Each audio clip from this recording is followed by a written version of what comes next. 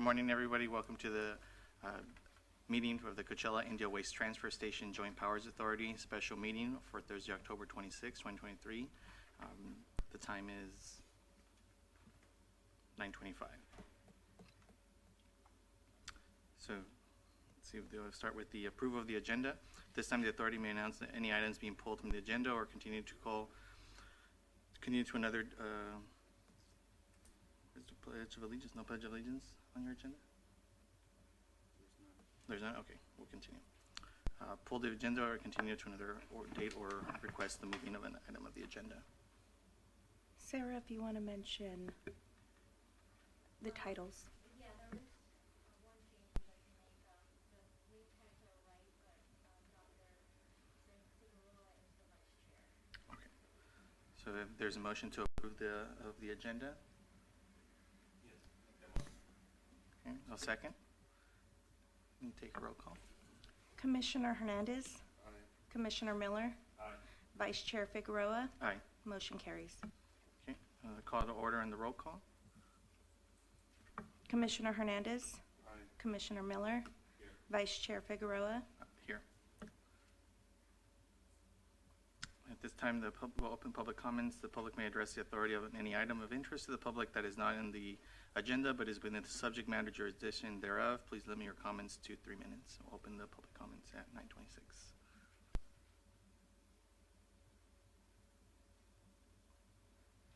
There are none. Okay. Seeing none, close the public comments at 9:26. Item number 4, approval of the minutes. Motion to minutes of June 8th, 2023. Second. Oh, go ahead. You can do roll call. Commissioner Hernandez. Aye. Commissioner Miller. Aye.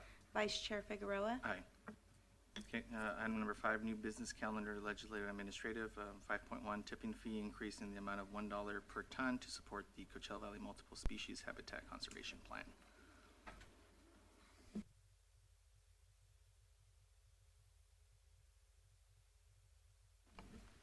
Good morning, Honorable Commissioners. Manuel Martinez on behalf of CVAG and the Coachella Valley Conservation Commission, which is an agency we staff. The item before you, and I have a PowerPoint presentation, relates to the tipping fee and requesting a $1 a ton tipping fee. We brought this to you earlier this year. We were asked to look into what Riverside County was collecting as a whole, and so we have a short presentation to kind of cover this item for you. So as you know, the Coachella Valley Multiple Species Habitat Conservation Plan acquires and protects mitigation land on behalf of permittees for allowable take activities, and these are what are known as covered activities, and transfer station is a covered activity, so we have to we will deal with the wildlife agencies on your behalf, so you don't have to, and allow for take. We took a look at the disposal sites throughout Riverside County, and you'll see that there's all the way from western to the eastern, and we found in communications with Riverside County is that they collect $1 a ton tipping fee, which is what we're proposing here today. As you may know, the transfer station was under agreement with Riverside County. There was two parts to how it was managed. It was a waste disposal agreement and also a lease agreement.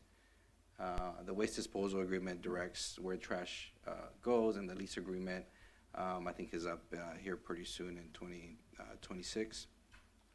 And so there's two agreements. The waste disposal agreement was renegotiated a couple years back, and that's when we stopped collecting the tipping fee for CVCC. That was in June 2021. There was a contract amendment, and the waste that was being transferred out of the transfer station to dispose of was being sent to Salton City landfill, and as a result of that, the CVHC, the Multiple Species Habitat Conservation revenues went down, and so it had an impact. Just as a quick bullet point, again, $1 a ton in county, that's the same. What we're proposing is the same throughout Riverside County. We confirmed that with Riverside County. That's about 227 million throughout the 71-year life of the plan, and that's based on tonnage generated in the plan. So we just wanted to emphasize that's again for tonnage waste that's generated here in the city of Indio and Coachella. And again, it's to protect mitigation lands, and it's an important funding source for the implementation of the MSACP, and allow this as a covered activity and mitigate for those activities. Again, we're requesting that the disposal agreement or the agreement with Burtec be amended for $1 a ton. And here's our specific recommendation. I'm happy to answer any questions you may have. Again, this was an item that we brought to you for information, and bring it back for action and direction.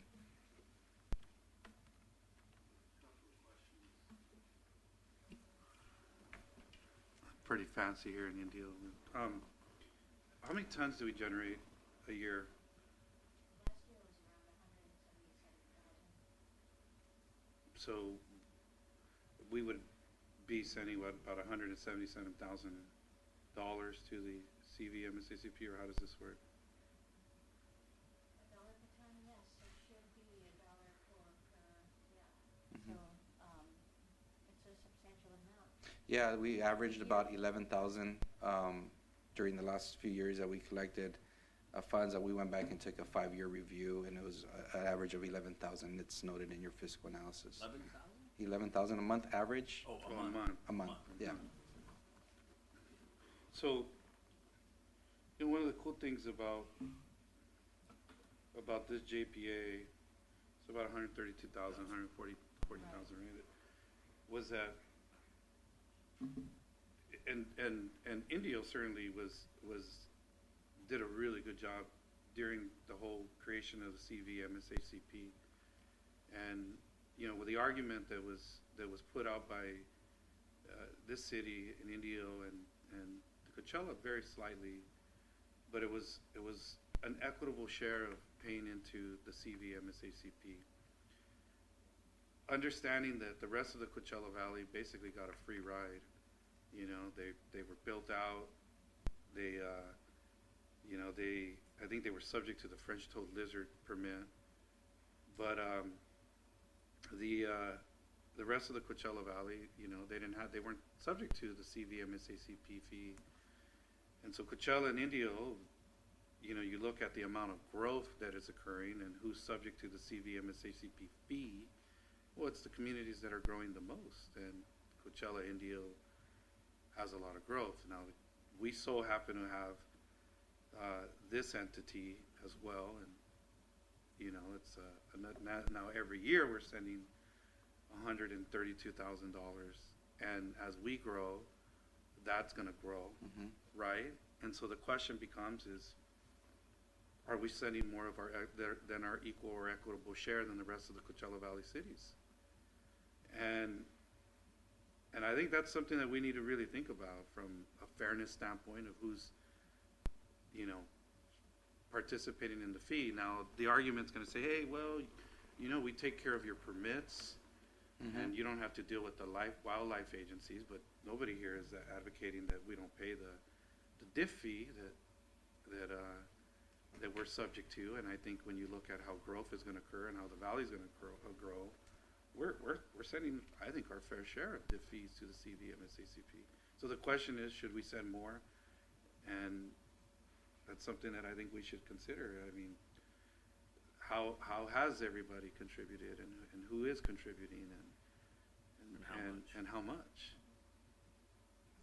So do you have that analysis, Mr. Martinez, or is that Not on DIF fees, but we do know, again, going back to what every person, you know, or city pays, right, and what they collect. It's $1 a ton across the board, and again, it's for waste that's generated. So there is a correlation between, obviously, the waste that's generated and going into landfills. So cities that are growing more are going to be generating more of that waste, and it's going to require more mitigation to mitigate that waste that's going into our landfills and cause those negative impacts to the environment. And so from that standpoint, there is a proportional mitigation result that comes about when you generate waste, and obviously more growth, more waste, more into the landfills, and so more mitigation that's going to be required.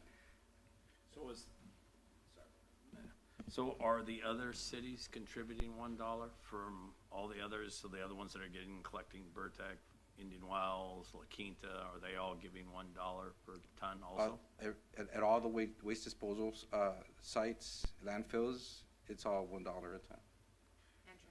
And transfer stations. But are the other cities growing as much as Coachella and Indio are and contributing the diff fees that Coachella and Indio are contributing to the CVM and CCP? If you look at where permits are coming from, they're coming from the east. And so it's a matter of how much do we pay, what's fair. So I think that's, let's look at that. Let's look at those numbers.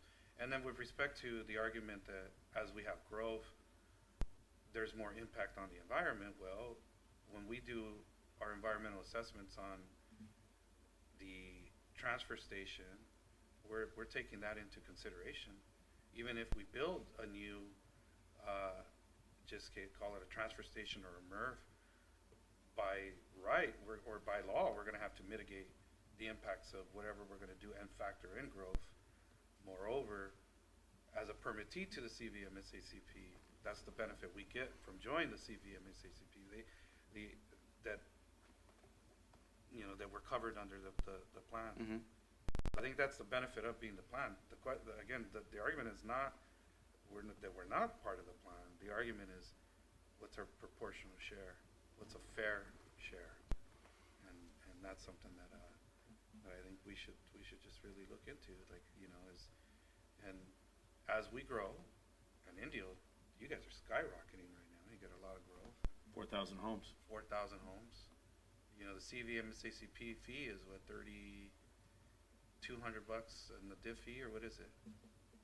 So I didn't look at the diff fee for So then liberalization. it's up there, and then you factor in now this, and you look at who's really paying into the CVM and CCP. It's a good question to ask, and it's a good question to know, and I think that's what I'm asking, is that we know what everybody's paying. So are you talking about a lower fee, not paying the fee? Well, Obviously you're leaning towards something. I'm leaning to an equitable amount. I want to be like our rest of our Coachella Valley brothers and sisters. I don't want to carry the plan. And so if let's look at the average that those cities are paying, and we should be at the average. We shouldn't be more. I feel that we're probably going to be more based upon growth and then based upon this recommendation. So that's what I'm saying, is just bring us back an average and let us understand what is equitable and what's equal and fair. Yeah, no, we're happy to do that as directed. But again, we looked at what was being collected at all the landfills. The plan makes all the permittees under the plan, and which the transfer station is part of, all are going to be paying the same fee. So from that standpoint, it would be equitable. Again, going back to the argument that fair share. The plan, again, is based on the waste that's generated in the plan and the need to mitigate for that waste. So there is going to be a proportional increase in the revenue that's generated from the respective cities that are experiencing more growth because, again, they're generating more waste. And so there is going to be a need to mitigate for that. I understand what you're saying. I'm just looking at total dollars into the plan. And so that's the benefit of having our own local control here. Mm-hmm. That this community, we're growing.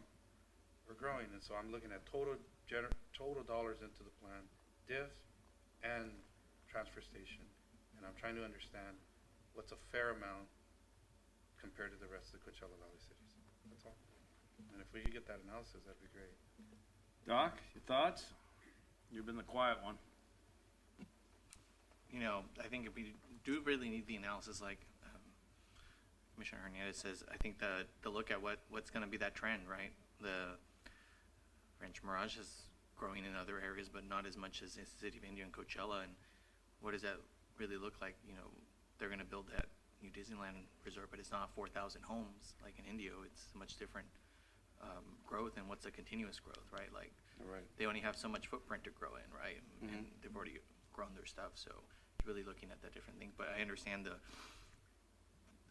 the $1 is what's already being, you know, this specific item is for that $1 what other people are paying in Riverside County, right? That average, Right. but really looking at that different things. But I agree with you, looking at the analysis of what that trend is in the valley would be important. Sure, no, yeah, we can take a look at that. And as you recall, initially, we had come in with a recommendation of $1.50, kind of address some of the mitigation needs out here. There's a lot of need for stewardship and land management.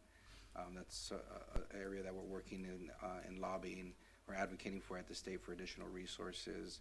So these funds would go to help those efforts at TVCC. That's something that acquisition, in terms of funding for acquisition, I think there's no issues related to their CVCC has been very successful in securing outside funding for acquisition funding, but in terms of stewardship and management, that's an area that these funds could significantly support, particularly as we move to, you know, mitigating the impacts of the growth out in the eastern Coachella Valley.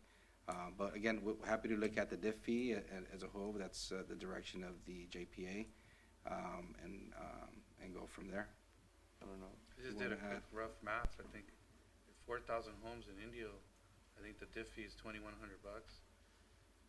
That's $8.4 million that's being generated, at least just from this city. I don't know what our number is, Maritza, in terms of how many homes we've built. Probably about 600-700, not 4,000. But then you factor in, you know, $132,000 a year, $140,000 a year. It's just continuous. So we want to see how the Coachella Valley varies, and then how people are proportionally paying and factoring diff and, you know, this, and what's fair. Good morning, Commissioners. I am Kathleen Brundage. I am the Director of Conservation for the Coachella Valley Conservation Commission. I think we have two different items here on your plate. The LDMF fee that each of our permittees pay. The Commissioner is right. We can do an analysis for you, and we do actually through the annual report every year. So that is not a problem to get that information to you. What we're talking about here, though, is a tipping fee, which is actually required as the obligation for the county waste transfer facilities. So those county waste is a permittee under the plan, and it's specifically called out within the plan that the tipping fee would be collected at each of these facilities. So either it comes through the amendment to the agreement that you have with Burtech for the collection, or it comes through the fact that the county will be putting it into the transfer agreement, because to have a permitted activity like the transfer station, you have to have that dollar collected fee. It is part of the MSHCP on both sides, Western Riverside and the Coachella Valley. So I just wanted to make that clear. This is a separate issue from the LDMF and how much Coachella and Indio are paying into these. This is actually a requirement under the MSHCP for these waste transfer facilities. Yeah, so maybe the argument should be with the county. Go get the dollar from the county. Well, the county is going to collect it from you. So either way, we've already discussed it with the county. It'll come back one way or the other. So why are we even discussing it then? Why wouldn't it just be part of the contract? If it's obligated, why wouldn't it just be automatically put into the contract instead of coming back? Because considering you're telling us we can't say no. yeah. So the county, we spoke to the county about this, and they were not clear about why the fact it didn't include as part of the new contract after 2021, part of the new agreement. They said that they had some discussion, and I'm not clear why, you know, it happened in a time and a space that, you know, this has been collected for 15 years. It helps fund the administration of the MSHCP. And under our permittees help to build the endowments. They help to pay the LDMF fees, which are separate, as part of the management and monitoring of the plan over time. So that is kind of almost a separate set of funding. The MSHDP foresaw that we would need money for administration, so we don't cut into that endowment and put our permit under duress, under legal duress from the wildlife agencies. So that's why this tipping fee was included. And it's included across the board for all county stations. Now, it is important to note, though, that our trash is not going into Riverside County's Right. landfills. There are other stations throughout the county that do not have trash going into the county, but they still collect the fee because it is considered as part of the Conservation Trust Fund and part of their obligation under the MSHCP. Just wanted to put that out there, but we're happy to do the analysis for you, Commissioner. Maybe we need more clarity upon what the agreement is with the county. I mean, if we're obligated, I don't feel that we are, but, we'll look into that. Thank you. Yeah, the transfer station itself isn't, so the JPA itself being your local control, you had the agreement with the county. The county itself is the one with the obligation, so. So then, collect it from the county? But they'll have to collect it from you for the tipping fee. That's why it came through the agreements before. We'll negotiate with them at that point. Okay. I mean, it's just, we'll figure it out then, you know? We're happy to help with any kind of guidance, but it is kind of an interesting issue in that you have two different agreements here, one with Burtech and one with the county. And so the lease agreement itself doesn't come up until 2026, but the fee is required for them to be paid. So either we're going to have them, they want to see if we can apply it through this agreement. If we can't apply it through this agreement and this amendment, then we'll have to probably, reestablish what the lease agreement means between this station and the county. Doc? You're still quiet. I know, I'm so quiet. I know I'm quiet. I'm just trying to, I understand it was two different items, and it's just really, the component of, you're saying either way we're going to have to pay for it, right? And so this is more of the amendment just to solidify the payment, right? And so... To reestablish the payment yeah. that was lost, yes. So- Yes, go ahead, I'm sorry. No, it's fine. It's so to solidify the payment that was lost in the initial redoing of of the agreement. And so, my other question is, are we gonna have to go back in those 2 years that no payment was done? What happened in those 2 years since the agreement got redone, right? And so, where Well, has we that lost money? the funds, which is why we're here to ask you to reestablish them as quickly as possible. But I'm sure Emmanuel can tell us about next steps if he has a plan, so. And I'd like to understand what is our obligation legally, and I think let's just understand it. I mean, we have our staff, and we'll get to understand, like, what is our agreement, and is there an obligation? I've been told that there wasn't, but it is what it is, so let's understand that from our side, Right. from our staff. And we're happy to help with any of that. So we had the recommendation on your agenda today, but if there's further analysis that we need to do, we can do it, so. And are you saying that the 2 years that you lost is just gone? Or are you talking about coming back and getting it? The county may go back and get it, but we weren't putting that under this amendment, so. But if the county's obligated to pay it, why wouldn't they've already paid it? So you mean they'd come ask us for it? They wouldn't? Yeah. Yeah, okay. But they paid it already, is what you're saying? No, Why wouldn't the county pay it considering they're obligated? because their agreement with you had renegotiated the dollar tipping fee, so It never did. It never did. it removed it from the 2021 So agreement. It so. was, so that means we're not obligated. That's what we need to understand on our end, like legally, we were in our right to do what we did. And, we'll look at that. I think that's fair to look at Yeah. the legal side of what we can do, and then we'll look at what's the equal and equitable side of what we do. And I'm happy to share that information with you as well for the LDMF. We do have quite a bit of development going on at Desert Hot Springs and on the west end as well. So it's, and without the county, I mean, there's a lot of growth throughout, but certainly I take your point, Commissioner. So. Sarah, when we signed this agreement, did the county not put that in, thinking that we would do it with Burtech, or what was the change and why the language was done? Because it wasn't the other language put into the contract with Burtech, or was it put in with the county when we did the transfer station? The language in the waste disposal agreement with the county is where that information or where that fee was taken from.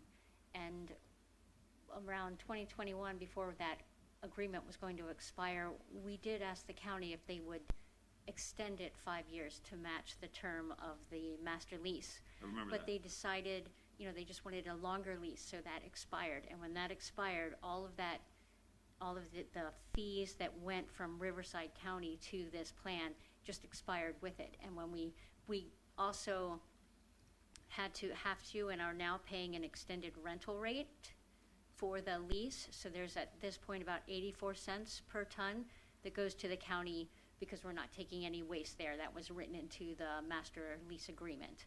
But nothing else carried over to the talks with Burtech because they were ultimately between us and the county or the JPA and the county, and when the county Interesting. WDA expired, they all expired with it. Okay. I thought we negotiated a pretty good deal. We did a good job. It is what it is. All right, So where do we stand? I think this item gets continued and there's more analysis.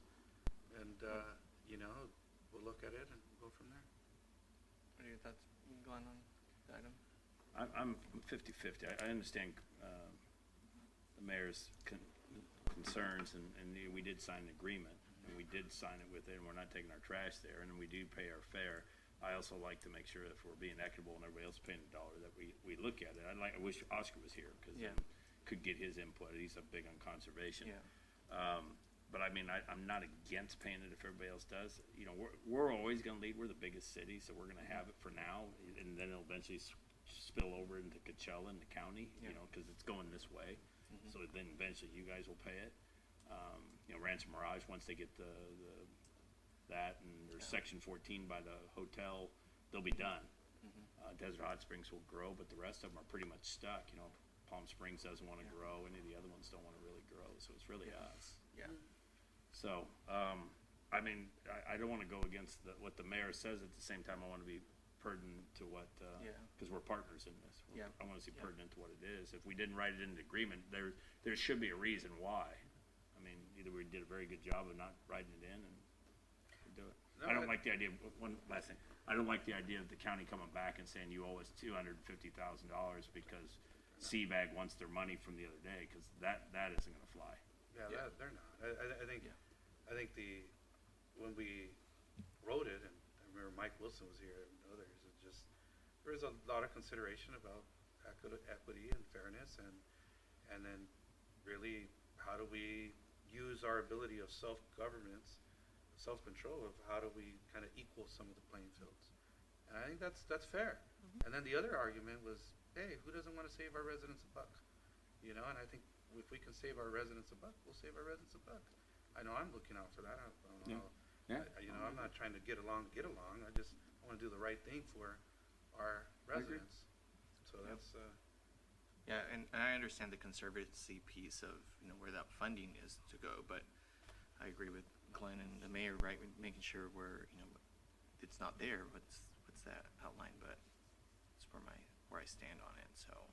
I did wish, Oscar was here, because he'd give us a little bit more background on that conservancy component, right, he's really involved in that, so. I sit on the conservancy for one of the supervisors, so I'm very familiar, and you're on it too. So, I mean, I know the great work they do, but I see what the mayor's saying also, is that, we made an agreement, didn't include it, now they're asking us to include it, and is $132,000 gonna break the cities? No. Yeah. Is it, $132,000 gonna make them any richer than they are? No. No.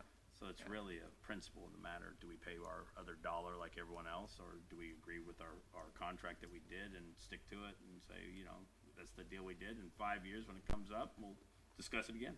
So I'm good with it, considering it's kind of at a standstill, and I'd prefer Oscar here too to do it. Yeah, so I'll motion to continue item Okay. 5.1. there's a motion, Second. second, can you take roll call, please? Commissioner Hernandez. Aye. Commissioner Miller. Aye. Vice Chair Figueroa. Aye. So we're gonna give them direction, Sarah? Do you have what they need to work with the CVCC to come back with that? And just, obviously, you've heard the mayor and kind of our concerns of where we are, and kind kind of compare it dollar-wise? I mean, the best you can on what it is and why we didn't put it in, and what's the legal ramification, yay or nay, on doing it. Then it's more of a moral issue. Do you want to pay the dollar, if we don't have to, just to be able to continue to be like everyone else in the Coachella Valley, or no, we made a deal and maybe somebody else should have made that same deal. So, okay. I understand. Good enough. Thank you very much. Thank you. Move on to the next item. Is item 6, presentations. 6.1, Coachella Indio Transfer Station current location information.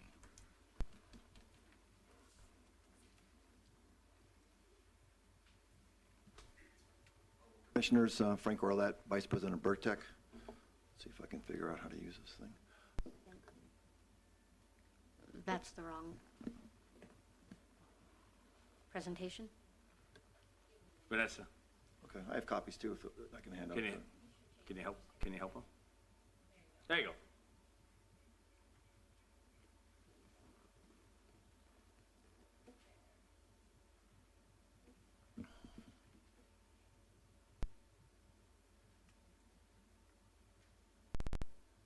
Fancy. Clara put that together. Vertex I put a lot of didn't money, put that obviously. together. Wow, that's nice.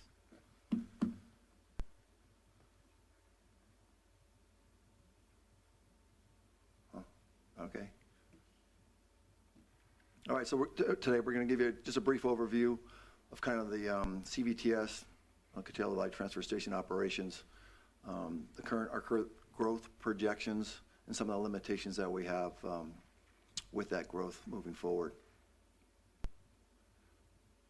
Current operation started and commenced in 2000. The total facility is 14,400 square feet. Of that, 9,500 square feet is tipping floor space. Currently, our lease and operating agreement run through June 2026. The transfer station is permitted for 1,100 tons a day. The tipping floor can hold up to 792 tons if we need to do that. And again, 2023 anticipated projection is 177,000. It was in 2022. That being flat has nothing to do with non-growth. We were taking some of La Quinta tonnages in there, and then we moved them over to Edom Hill. So that's why it looks. This is the It true looks number flat. for the Yeah, it looks flat, but it really isn't flat because Okay. we moved quite a bit of tonnage out of there. Okay. Just kind of a reminder, we have 3 free dump days. The first, second, and third Saturdays of the month. We average between 30 and 40 Indio and Coachella residents. What can they dump? They can dump anything. Okay. They can pretty much dump, other than hazardous waste. We can do ABOP, but other than hazardous Tree waste. branches, junk, trash. Yep, they bring it all. Okay. We have an ABOP center as well. We average about 20 customers a month, And when you say residents, is it business also or just residents? just residents. Okay. The current growth, so from 2017 to 23, the growth was approximately 4.77%. We're anticipating a 5.4% growth over the next 7 years to 2030, which is 200. So in 2030, we anticipate 245,000 tons, which is we're at right now 579 tons a day. That'll take us to 800. So currently at 800 tons, that little transfer station would be very difficult to handle that 800 tons a day. So as we talked about the infrastructure, it's an older transfer station. We have a ramp on the way we load, so it's not very efficient on how we load, and so we're limited on how quickly we can move the material. On the tipping floor is 9,500 square feet at 800 tons a day would definitely be a challenge for us. Some of the potential options, we have a option for a transfer station. We actually have designs for a transfer station right next to this current property that the lease covers. It would be right now it would be 26,740 square feet. Of that, 23,000 square foot would be on a tipping floor. We'd be able to average 2,000 tons a day. We'd increase our permit. We'd do a full tunnel in the transfer station as well, which would be much more efficient. So definitely by 2030, we really need to have another facility, and this would be an option. The JPA does have an option to buy the land in your agreement, so that's something that I would I would recommend you consider. That kicks in, So it's 1 year, so it's 2026, so the county has to give you the value estimate in 2025. And then, For the whole area undeveloped too? Mhm.